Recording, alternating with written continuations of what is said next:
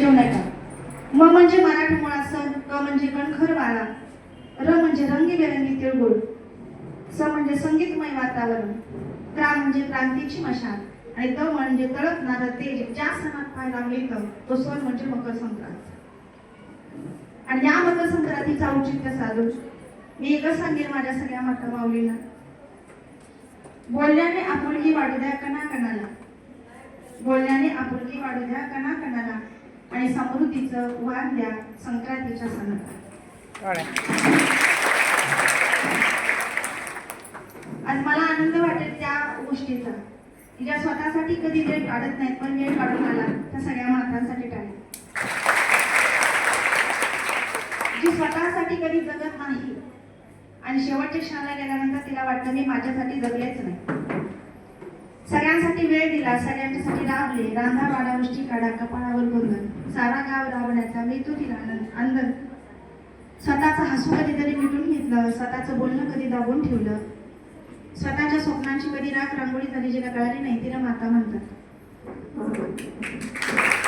स्वतःच्या पंखाला जिला कधी भरारी दिली नाही, स्वतःच्या पंखाचं बळ कमी करून मुलांच्या पंखामध्ये बळ भरते ना तिला माता म्हणतात. स्वतःच्या पोटाला तिडे पाडून दुसऱ्याची पोट भरण्याकरता रात्रंदिवस कष्ट करते, ऊन वाऱ्याची कामा न बाळगता सुद्धा खंबीर घराचा आधार म्हणून उभी राहते तिला माता म्हणतात.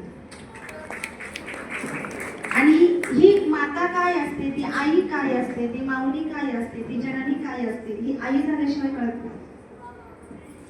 शब्दानं सांगता आली असती आई तर सगळ्यांना कळाली असती.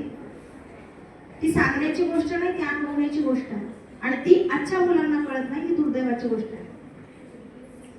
आणि एवढं दुर्दैव आमच्या नशिबाला का?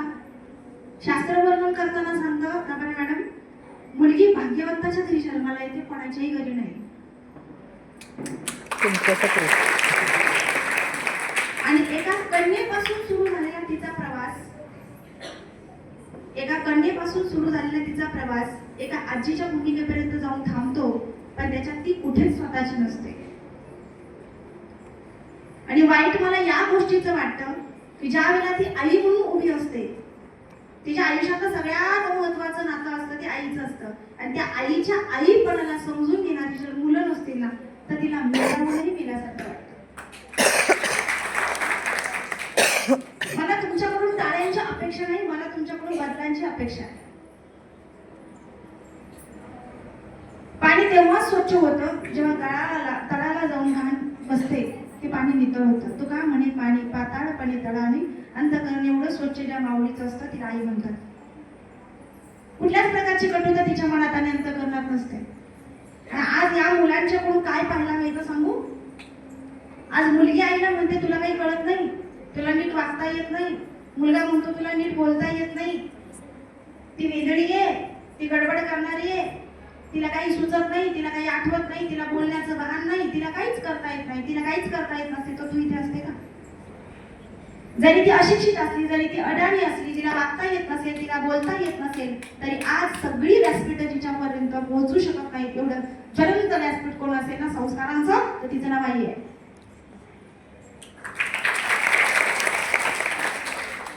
बसायचं कसं, बोलायचं कसं, कोणाशी वागायचं कसं हे तुम्हाला कोण शिकवतं? आई शिकवते ना. आज आमची एवढीशी चिमुकली मुलगी जाते घट्ट पप्पांना जाऊन मिठी मारते, स्पर्शाचं अंतर कोण शिकवतं माहितीये? आई शिकवते. समोरच्या माणसाची नजर कशी असते हे विद्यापीठात जाऊन नाही शिकली, ती अनुभवाने शिकली आणि ते अनुभव तुम्हाला देते. कारण अनुभवाचं गाठोडं जिच्या पाठी असतं ना तिला आई म्हणतात. आवडत नाही आम्हाला आई, नाही आवडत, तिचं बोलणं आवडत नाही, तिची किटकिट आवडत नाही, तिची किरकिर आवडत नाही. आईला टिकली लाव म्हटलं तर लावायची लाज वाटते, हातात चांगली घाल म्हटलं तर घालायची लाज वाटते, केसांची वेणी घाट म्हटलं तर ते आवडत नाही तिला. 6 शास्त्र 18 पुराण, या पुराणामध्ये सांगितलं बाई महिलांनी स्वतःची केस रिकामी कधी सोडू नये, कमीत कमी तिला क्लिप तरी असावी. कारण सगळ्या संस्कृतीचं भूषण ते माऊलीची केस असतात आणि ती रिकामी सोडून आम्ही चालतो. आईला बांध म्हटलं की आम्हाला ते बांधावंसं वाटत नाही, कारण ती आम्हाला मुळात आवडतच नाही, कारण आम्ही तिच्यावर कधी प्रेमच केलं नाही.